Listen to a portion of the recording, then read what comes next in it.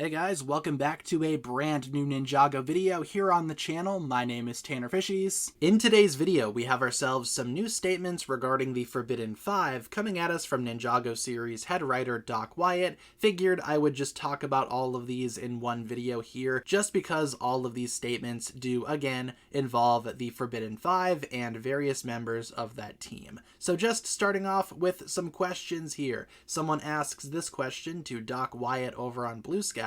Is Rox dating someone from the Forbidden 5? Doc Wyatt replies with no. Yeah, so there were some rumors going around that some of the 5 were dating. I don't know if that's going to be the case. I mean, it always could be, but it doesn't really sound like it, just given what Doc Wyatt has said here. Next up, who is the youngest of the Forbidden 5? To which Doc Wyatt replies with Drix. So Drix is not only the weakest member, but also the youngest member. Might actually explain why he's the weakest. Me personally, again, I still really enjoy Drix in terms of a design. No idea what his personality is going to be like. That will ultimately determine how I feel about the character, but in terms of a design, again, Drix is still my favorite. I just find it kind of funny that he's like the weakest one, and also the youngest one. Again, those things could go hand in hand. And in response to who exactly is the oldest of the Forbidden 5, Doc Wyatt replies with Kerr, though they are all roughly the same age. Kerr being the oldest, I could see. I mean, he very much looks like a corpse already, so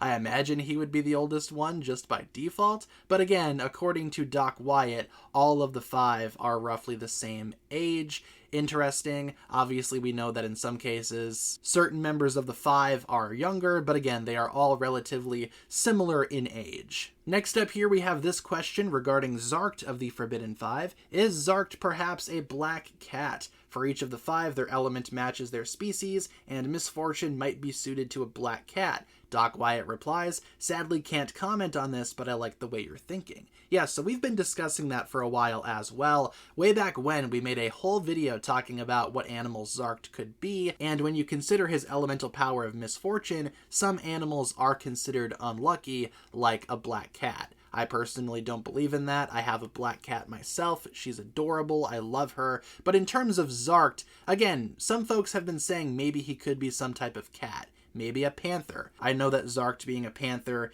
is very much a popular fan theory right now as well. And again, Zarkt being a black panther, black cat, misfortune, unlucky, all of that would make sense. And I do think that Ninjago Dragons Rising might be going in that direction for Zarkt. But again, only time will tell, really. And finally here we have ourselves some more interesting questions. First one here, is Noct stronger than the Omega? To which Doc Wyatt replies with yes. So Noct is stronger than the leader of the Oni?